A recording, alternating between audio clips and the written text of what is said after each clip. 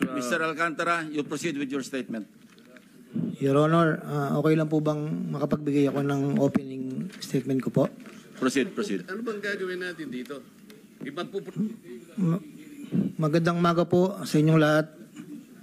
Tinatanggap ko po na ako po ay hindi nakasagot sa maraming tanong mga nakakaraang huling araw upang maproteksyonan ang institusyon na aking minahal sa loob ng 30 taon. Subalit nitong mga nakangaraw, ako po ay nakapag-isip-isip na tumulong na lamang po sa investigasyon na to para po sa bayan. Narito po ako sa harapan nyo ngayon upang tumulong ng buong puso abot ng aking makakaya upang makapagbigay linaw sa katanungan sa investigasyong ito.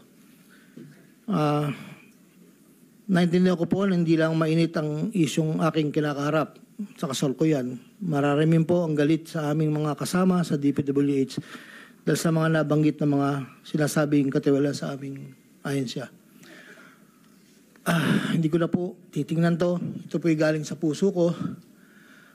Nangangamba po kasi ako sa seguridad ng pamilya ko.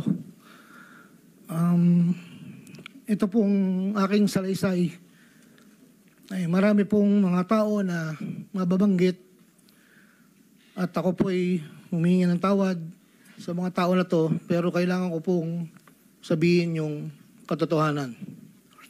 Nihiling ko lang po sa ating buting chairman, sa ating Secretary Justice po, na maproteksyonan po yung pamilya ko. Medyo napakabigat po ng mga babanggitin ko rito. At ito po ay malalaman po natin ngayong umaga. At ako po ay in good faith sa lahat po ng mga senador nandito, sa ating sekretary at sa mga nandito po lahat. Simulan ko na po ang aking inandang salaysay, Your Honor.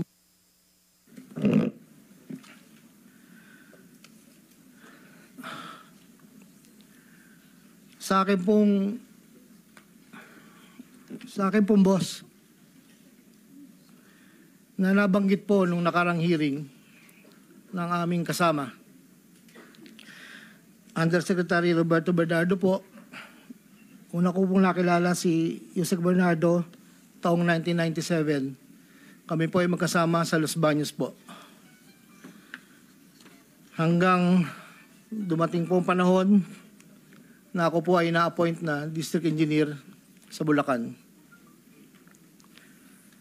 Sa taong 2022, nagsimula pong magbaba ng pondo sa akin si Yusek Bernardo. Nandito po ang detalye kung ilan po at magkano. Ito po, ang unang taon po, 2022 ay 350 million po.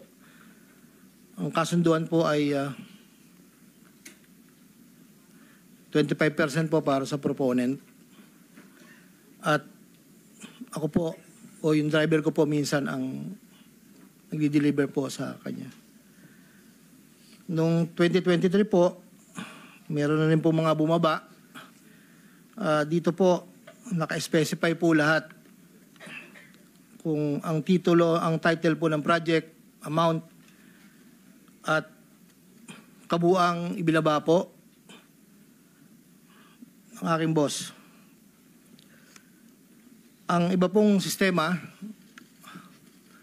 sa simula po ay nagpapabigay po ng tauna lang pong 10% pag po lumabas na po sa pag-NEP po. Tapos po, ang kabuuan po ay paglabas po ng GAA. Pag po sa GAA, may lumabas na wala po sa NEP, ibig sabihin po nun, maaari pong, hindi ko lang po alam procedure, maaari pong sa BICAM po yun pumasok. Andito po lahat po ang detalye sa aking sinumpang salaysay. At meron pa pong mga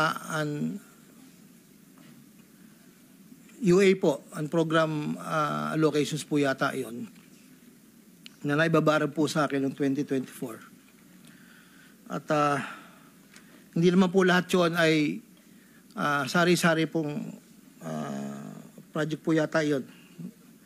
2.85 billion po.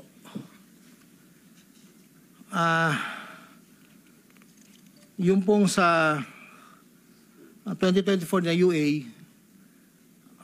bukod po yung meron pong BICAM and NEP. Nandito po lahat po ang detalye. Ito lang po kasi yung record na nakuha ko po sa sariling file ko po. At yun po ay meron pong portion doon na merong 30%, meron pong 25%. Depende po sa proyekto. Ang huli po ay itong 2025. Mayroong halagang 2.55 billion po. 1.65 sa NEP at 900 million sa GAA. At ganoon din po ang sinabi niya sa akin sa proponent po. Doon po sa sinasabi na meron daw pong ang ating Senator Jinggoy Estrada na di umano'y meron pong sa listahan na pinakita po noong nakarang hearing. Yun po, ako po ang nagpasa ng listing po kay Yusek Bernardo. At ang sabi niya po ay meron ka pa bang kailangan na worth 355, inalan daw po yung natitira. So ako po ay nagpasa ng listahan sa kanya. Ang pagkakabanggit lang po sa akin ay meron pang extra si SJE. So nung lumabas po yun, sa kanya ko rin po binigay. Pero wala po akong direct na komunikasyon kay Senator Estrada at wala rin po akong, hindi po ako ang nagdadala, wala po kaming, hindi ko po nakakaharap Senator Jinggoy po. Si Yusek Bernardo lang po ang kausap ko. Doon naman po sa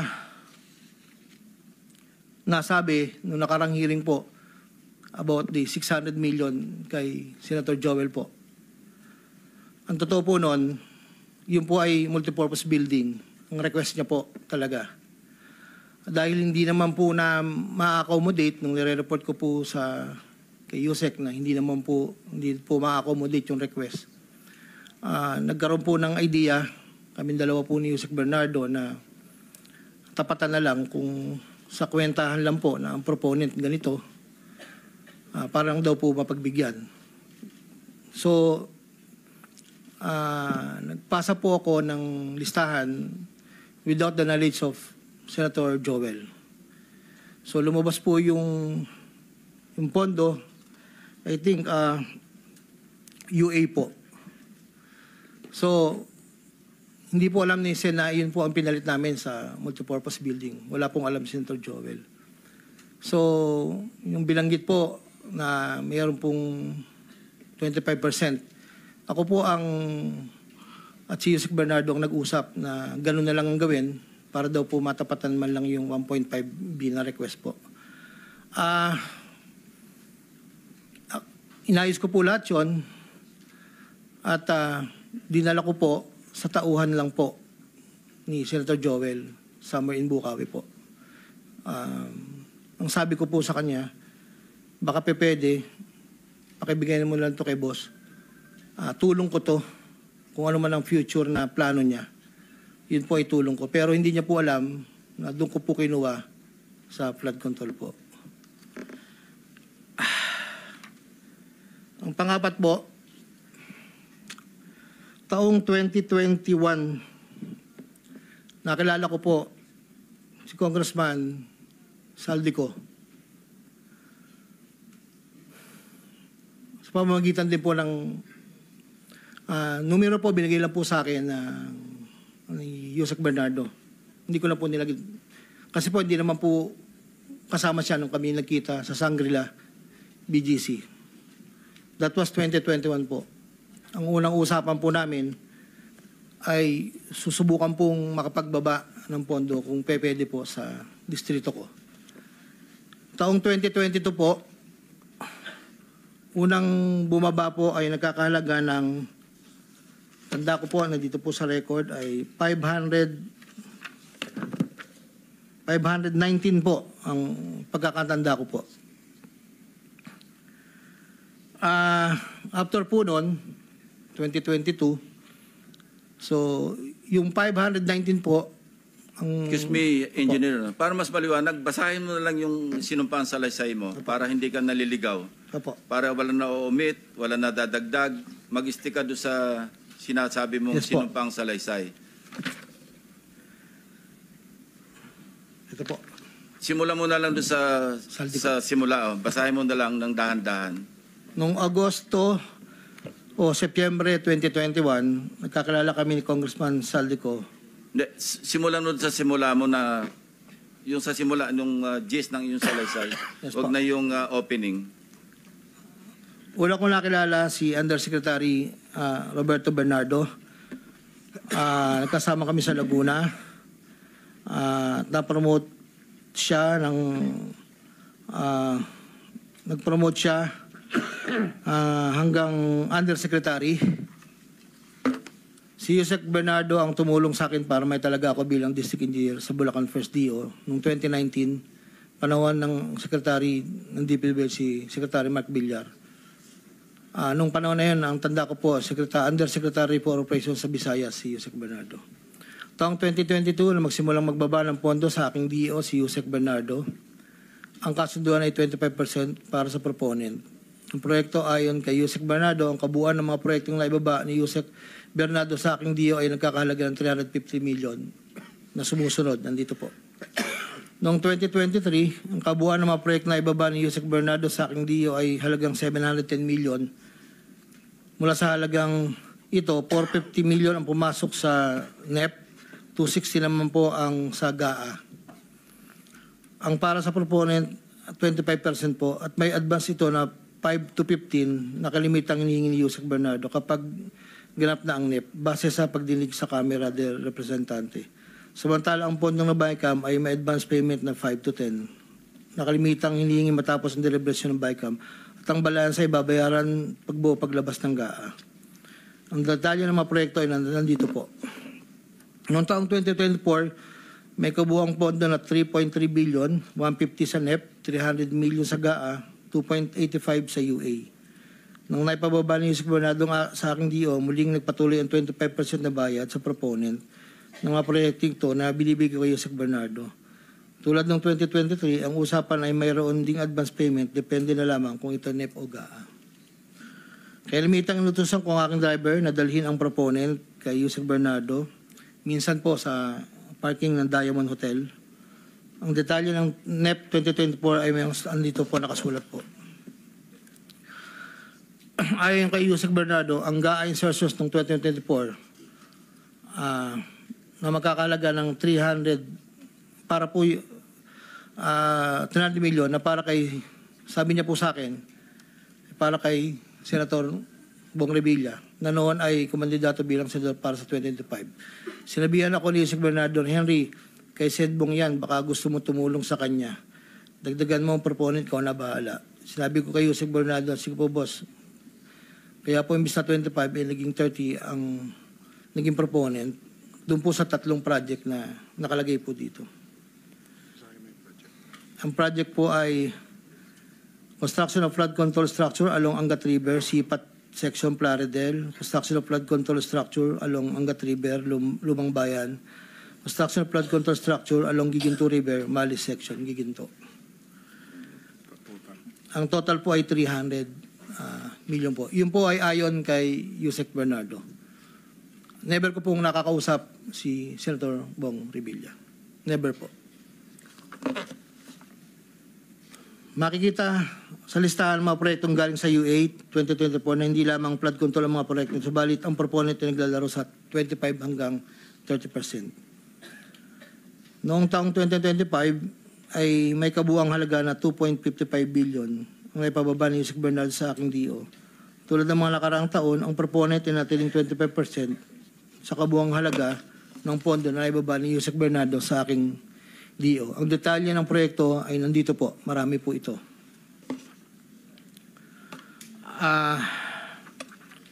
Taong 2022, yun nga po, nabanggit ko kanina, humiling si Senator Joel Villanueva ng proyektong multipurpose building, ikakalaga ng 1.5B.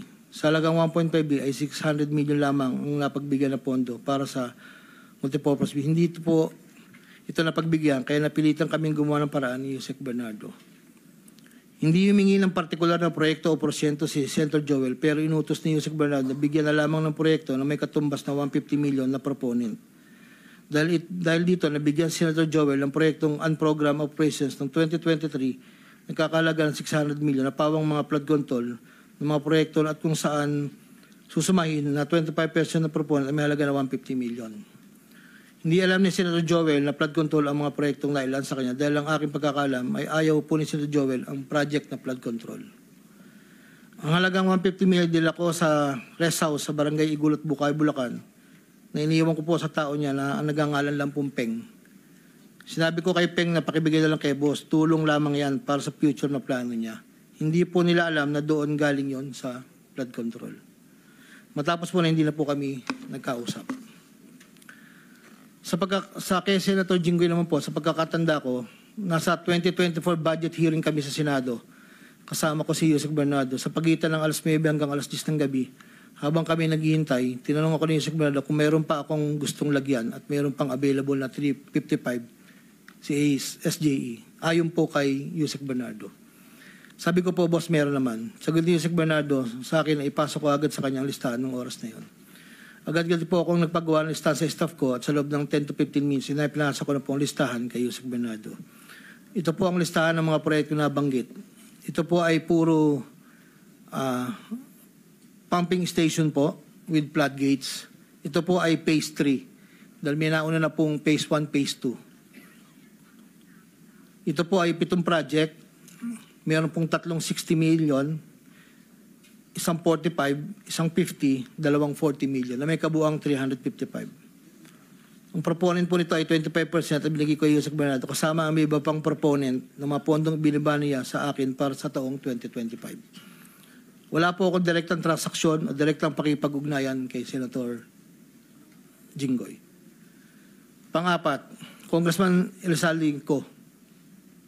Noong September 2021, nagkakilala kami ni Congressman Saldico sa isang pagtitipon meeting sa Shangri-La, Bonifacio.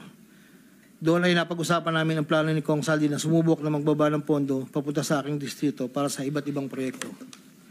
Pagkalipas ng higit kumulang na isang buwan mula sa aming unang pagkikita, ako ay nagpasa sa kanyang listahan ng mga proyekto na may kaugnayan sa flood control at ang mga proyekto yung tayo lumabas sa General Appropriations Act of 2022 na nagkakahalaga ng, andito po, 1, 2, 3, 4, 5, 6, 6 na proyekto po ito at ang pagkakatanda ko po ito ay 519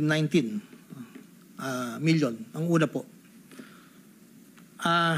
Sa pagitan ng 4 na taon, mula 2022 hanggang 2025, naging tagapagtaguyod si Kong Saldi ng mga proyekto sa Bulacan First. May higit kumulang 426 na proyekto. Ang kabuang halaga ng proyekto na ito, ayon po sa nalakap kong record, ay hindi bababa sa 35 billion, 24 million pesos. Million or billion? Billion, Your Honor. Andito po yung summary. Pwede ko pong state, Your Honor. Go ahead. Sa taong 2022, yun po yung una, bycam lang po ito ayon sa record ko po. 519 million.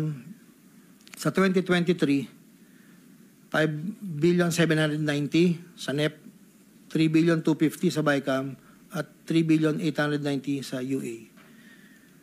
2024, 5.8 billion sa NEP, sa bycam 5.084, sa UA 3.306.